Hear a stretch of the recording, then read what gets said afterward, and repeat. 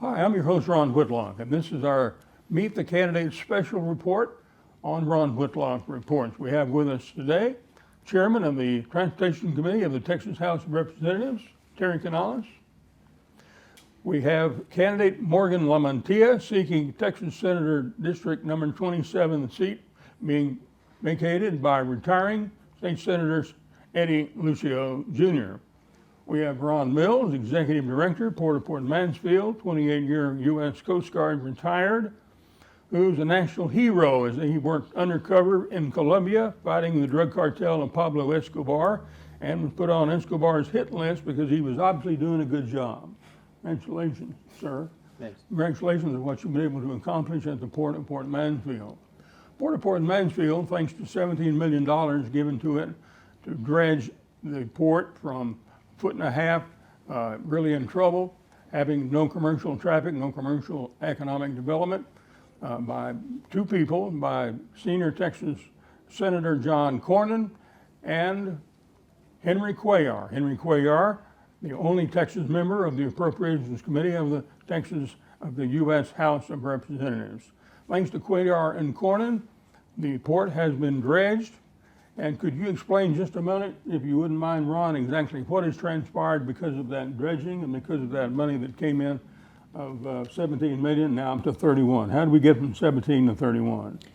Well, we were fortunate enough to get a total of 25 million from the federal government to go through the Corps of Engineers and take our channel, which was navigationally set at about 6.5 feet, which was obviously not deep enough for anything, and now is 17 feet through the navigational channel and 23 feet between the jetties. What that means is we're not even classified as a shallow water port officially anymore. We actually can handle depth-wise just about any vessel that comes in and out of the state. And then we have two other TxDOT projects that have already been funded, and one of them is nearing completion, and the second one will get underway in August for a queuing yard, which is a container handling area, and a new secondary roadway that'll take the load off the state highway so that it doesn't impact our residential district. Now, Ron is going to explain just a little later after we talk to Morgan and also to Terry Canales the fact that he expects $250 million in economic activity at the Port of Port Mansfield over the next 24 months. That's transformational to Greater South Texas because that's the poorest county in the state of Texas. And those waterborne economic development components are going to work in collaboration with the second poorest county in the state of Texas, that's in Starr County, which has the Roma Bridge and the Rio Grande City Bridge. That's why I am endorsing again Texas Congressman Henry Cuellar, first person I ever endorsed after starting in the radio television business at the age of 18 years of age. I had to do that because of the money he's given to the Port of Port Mansfield, the transformational aspects of what occurred there after he gave that startup fund along with Senator John Cornyn. You have heard Terry Canales about the fact that what has happened at the port. You've heard a little bit of from our port director here with us on the telecast here today, what's going on at the Port of Port Mansfield and what could happen in Starr County.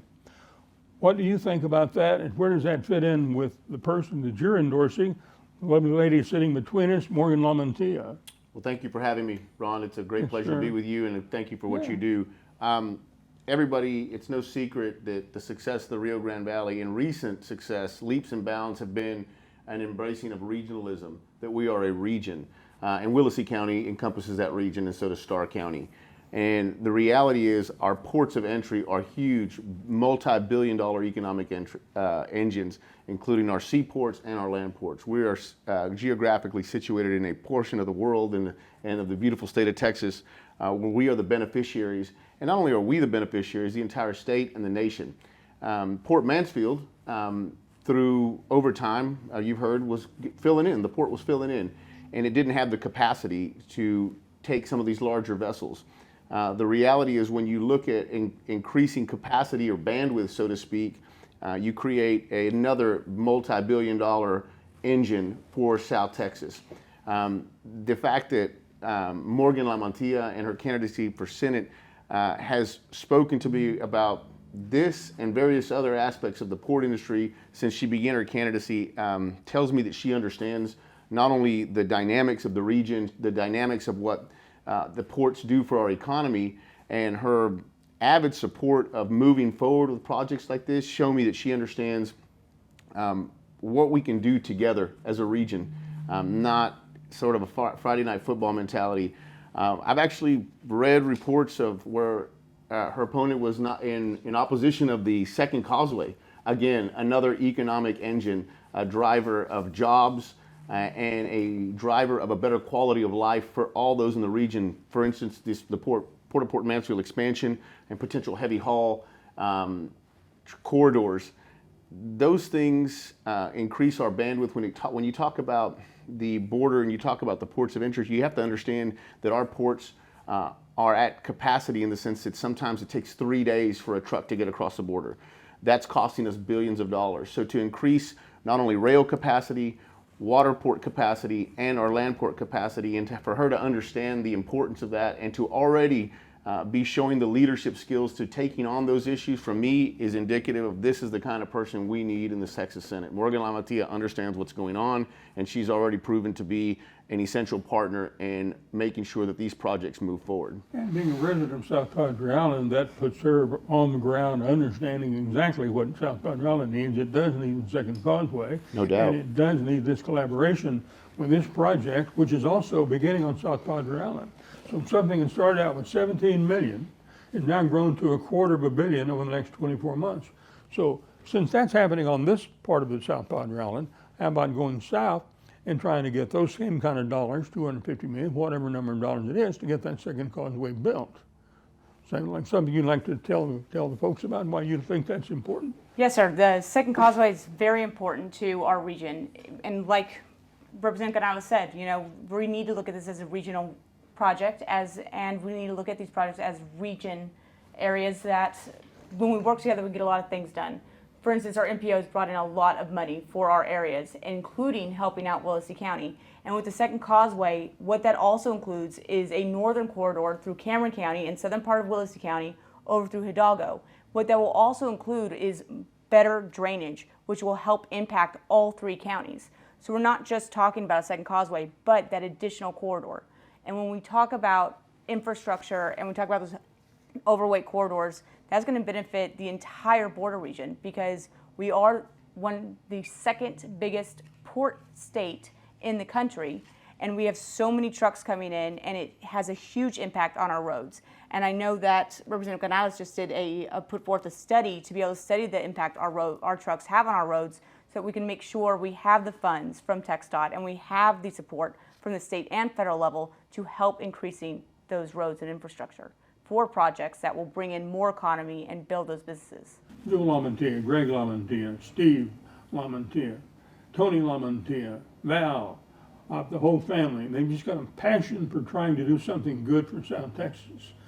Who out of all those individuals is your blood related to? Where did you get the passion that I've seen in all of them? You inoculated by all of them, or one more than another? Yes, sir. I believe it just kind of goes to how we were raised as a family. You know, my cousins and I, we were raised more like siblings than we were like cousins.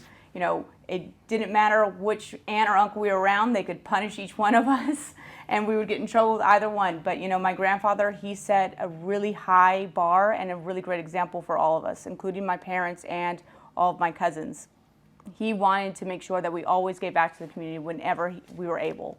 You know, he didn't finish college, or he didn't go to college and he didn't finish high school, but he was able to start a scholarship program for the kids in this community so that they had the opportunity that he didn't.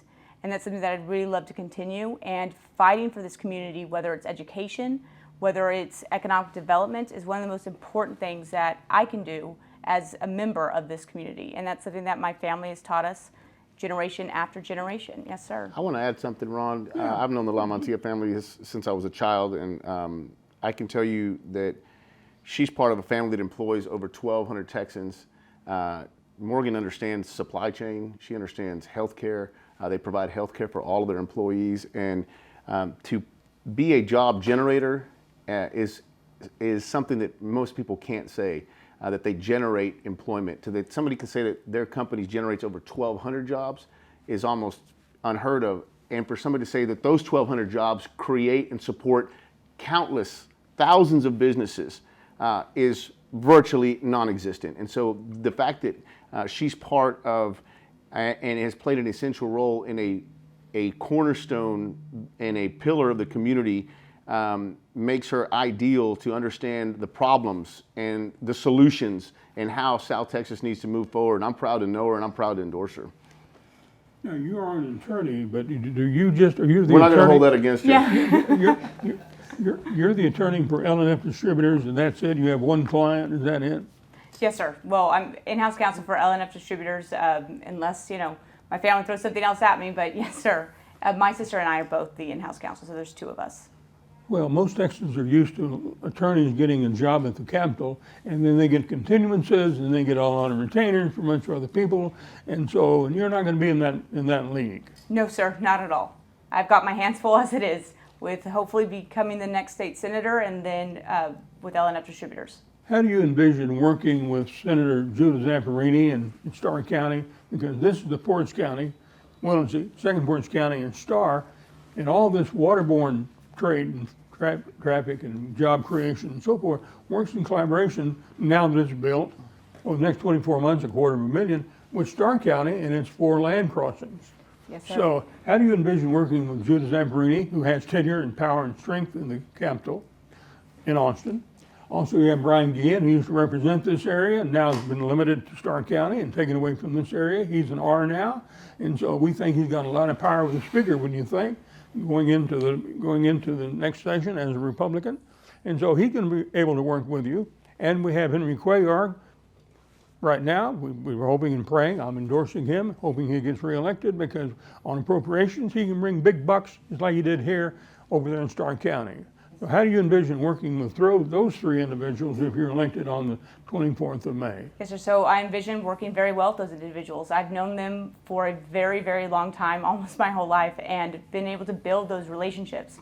And I have been able to reach out to them throughout this campaign to ask them for their advice and their information and input as well. So I believe we can work very strongly together. And what's great about Senator Zapparini, not just how long she's been there and her knowledge of at so many levels of government, but also she used to represent, or currently does represent, San Patricio County, which is now going to be part of SD 27. And because of that, she's had experience dealing with water ports in the past. So working with her with Port Mansfield and the other water ports should be very, very easy to do. The other thing is that she has so much experience dealing with land ports, not just because of Starr County, but Webb County as well. So I feel like we can get a lot of support from her in this project as a whole. Henry Cuellar, Congressman Cuellar, like you said, you've already worked with him very well, and he's shown his support behind this project. So I see us working together fantastically. And when it comes to Representative Guillen, I know he's been a great ally to a lot of us here in South Texas, and I've heard him described as a picture of bipartisanship with his switch over to becoming a Republican. So I imagine us being able to work very well together. Yes, sir. How does this fit in with your campaign TV commercials I'm seeing? Man, you fight for South Texas, you've got issues with Biden, you've got issues with Abbott, and where's all that coming from? Where's that coming from? Is that because you're a Lamantia and you've been used to doing that your entire life? No, sir. That Working in a bipartisan way? Oh, working in a bipartisan way.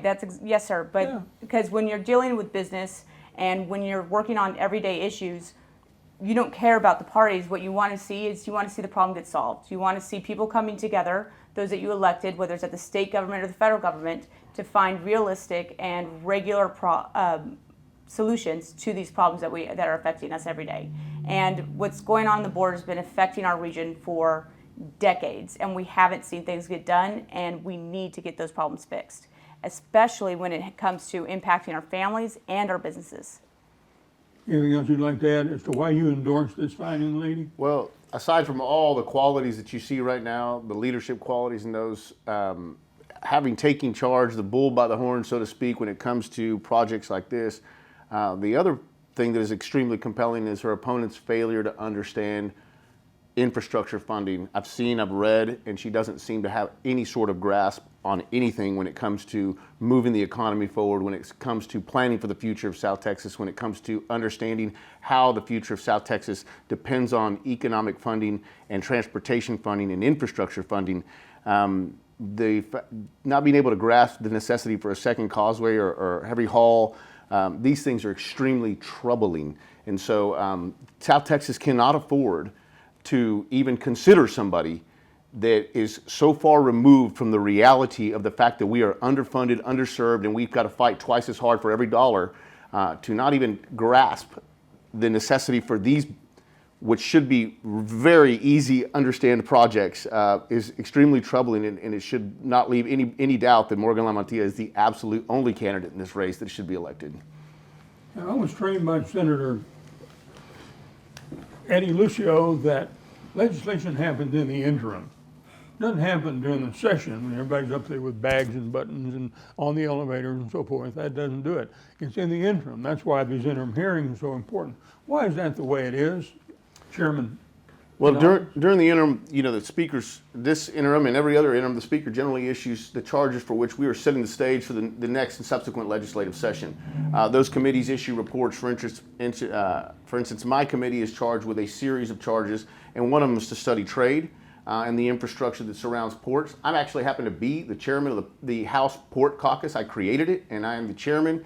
And I can tell you that making sure that we study and educate the legislature as to the issues surrounding the economic benefits of these billion-dollar generators is pertinent, and it is absolutely foundational to understand and teach them this is where the future of Texas lies. And I've said it before, while the rest of the world is in a recession, South Texas isn't, and it surrounds the fact that we have the geographic proximity and the benefit of having the blessing of all our ports. Now, does that mean that we stop? No. So when it comes to the interim hearings, studying all these issues and then bringing back what you've learned from those interim hearings to the legislature so that you can not only seek funding, but also pass legislation that empowers these ports, empowers the communities that surround these ports, and seek a greater share of the infrastructure dollars because of the disproportionate use around the ports is essential.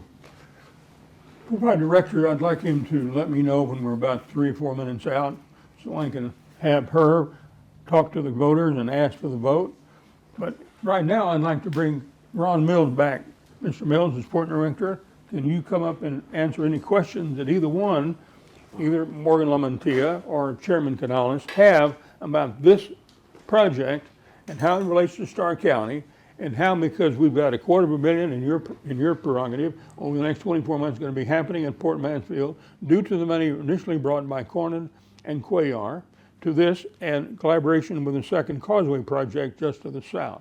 Do you have any questions at all? Because both of you had a little bit of a time with the Port Director prior to the beginning of this program. So I'll pitch you a softball.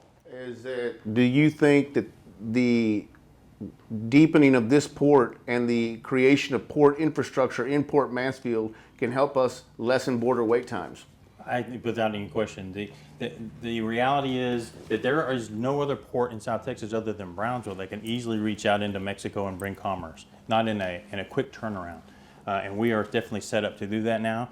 We can bring merchandise of all types, all kinds of dry goods, liquid goods, whatever, out of Port Mansfield through the Mansfield Cut and into Altamira, Tampico. There's actually another port that's been built that's almost finished, that's somewhere between Altamira and Playa Baghdad, just south of the border. I don't remember the name of it because it's so new, that is nearing completion. There's going to be a lot of opportunities, and I think that the wait times will be diminished substantially. Just by that one new port alone, they'll be able to shorten the wait times. So I know this question is one that both Ms. LaMantia and I share as being avid fishermen, fisherwoman, and big supporters of our bays and estuaries from Houston and the Port of Houston all the way south. Is this going to affect our fishing? No. And this is what I tell everybody that comes before me. I have a lot of people soliciting businesses to bring businesses in Port Mansfield. Because I love to fish Port Mansfield. Port Mansfield, #1 fishing destination in Texas, #4 in the Gulf of Mexico. Yes, we will not allow anything to affect that. In fact, as I was telling Ms. LaMantia before we started, I actually have one company who wants to bring in a product that I find a concern about the product and its impact upon the local community. Port Mansfield is a very unique community in the fact that it's the only place in Mexico, United States, or Canada, in all of North America, it's the only port that has a residential component that's part of the navigation district. Every other port, Houston, Brownsville, Corpus Christi, the cities are the cities and the ports are the port. At Port Mansfield, we're it. One-stop shopping. We got the whole 9 yards, and we have the total responsibility. So we have a responsibility to our citizens that anything we bring will not impact the fishing. Primarily because up until this point in history, Port Mansfield exists for the fishing. And we want to make sure we don't do anything to fix that. And the dredging has impacted the fishing in an extraordinary way because the high salinity level prior to the dredging was causing a big giant problem with our sports fishing. Correct. There's actually been an increase in trout and other fish that have come into the area. Because of the depth? Because, well, not just the depth, The water flow. the saline level has changed so drastically because now fresh water or fresher water can now move. Because when this was shallowed down to 6 feet or less, there was no actual movement other than basic fundamental tide movement, and the salt levels were, and it's already the second highest salinity in the world. Well, it was even higher during that time period. Now that salinity levels drop, we brought in, the trout's come back, there's other fish that have come back into the area that had almost been non-existent. The harvest has been very good, fishermen are loving it. So it's been all the way around, it's been a good thing. Another one that's actually, I've asked the Corps of Engineers and others to do some research on, is there's a big deal about they don't like a lot of activity to take place around seagrass. Well, this area around this island, ever since the 1960s, every 2 years they've been dumping material there. The seagrass is about 3 to 4 feet deep there. Thick. Over here, these islands were put there in 1962. They've never had any deposits put on them since. You go in the water on this side of the island, it looks like a guy who's got some kind of hair plugs put in his hair. There's literally like 12-inch or shorter pieces of grass and little patchwork everywhere. There's no seagrass. And everybody goes, well, what's up with that? Well, the reality is by moving this and by dredging this, we stir up nutrients into the water table, and the seagrass has started growing like crazy. Contrary to the side over here, it hasn't been touched since the 1960s, not growing at all. So we found a lot of good things that have come out of this dredging process, and it's helping out the fishing more than it's harming it. And it's helping the turtles and the beaches as well, right? Correct. Half of this material from this dredging, 12 million tons of material, half of it went to this island area. The other half was put on the national seashore. The national seashore, for the last 5 miles, had basically no turtle rookeries left. They were gone because the beach had eroded away. Now, they've been rejuvenated by this process. 6.5, 7 million tons of sand has been placed back on the beaches, and now there's a chance for the sea turtles to come back and start nesting in the area. So overall, this whole project is a positive, not a negative. All you got to have is a public servant, two public servants, Henry Cuellar and John Cornyn. All that was required was for this public policy advocate, been in the broadcasting business since the age of 18, starting at KSOX, then K-Rio, and then Channel 5, then KVEO, and now Televisa and elsewhere, go up there and explain to them, we need a little bit of help. You look like a good fella in that picture. Yeah, he does. Lost a little bit of weight since I went to D.C. You look at the camera. Yes, sir. And talk to the voter. My name is Morgan LaMantia. I'm running for State Senate for District 27. And I'm a lawyer and a businesswoman, and I am a native of the Rio Grande Valley. My family has worked here and been here for over 50 years, and we have, as my grandfather built his business, he continued to give back to the community, and that's an example he set for me and my family members. And that's a legacy I wish to continue by fighting for this community, going up to Austin and fighting for what we need. Because as we've talked about, here in South Texas, we have to fight for everything, for every dollar that we get. And we need someone that's willing to go up there and make sure we get those funds and work with everyone up in Austin to prioritize South Texas. Because what we are doing here in South Texas throughout this district, all 8 counties, it is going to be the future of this state. We have economic development. We have so much import and export and transportation, and we need help with our infrastructure. We need funds so that we can continue to increase our education. Because if we educate our kids and we train our workforce and we make those strategic investments like the ones we're discussing today, we can become the future of this state, of this country, and we can have an economy that supports those high-paying jobs that helps every family here in South Texas. So I hope I earn your vote, and we've got early voting coming up on Monday, starting on the 16th, ending on the 20th, so that's Monday through Friday, no weekends, and then we have Election Day on May 24th. So thank you very much, and I hope I get your consideration. Now, as our endorser, our very powerful chairman of the Texas House of Representatives Transportation Committee, who obviously got that because you work in a bipartisan manner, otherwise you wouldn't be there, would you? That's about right. Go ahead and look at the camera and tell folks why they should vote for the young lady that you have endorsed today. So my name is Terry Canales. I'm the state representative for House District 40, which encompasses the heart of Hidalgo County, including the courthouse, the basilica, the Bird Ogden Arena, and the majority of Edinburgh.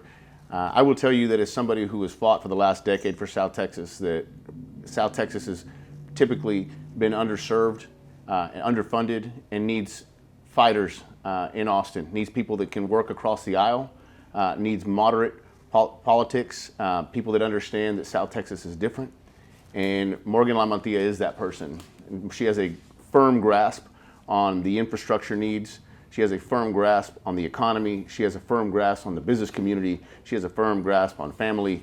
And she understands that South Texas is a special place. And what I would tell you is that after reviewing both candidates, we can't afford to not vote for Morgan Lamantia. So I would humbly ask you to support Morgan Lamantia by voting for her at this coming up election. And we also cannot afford to lose Henry Cuellar in the House of Representatives for the United States Congress. If we lose Henry Cuellar, who works in collaboration in a bipartisan manner with our senior U.S. Senator John Cornyn, we are going to be in trouble because we need additional dollars to make this all happen, predominantly from Starr County down to Willacy County.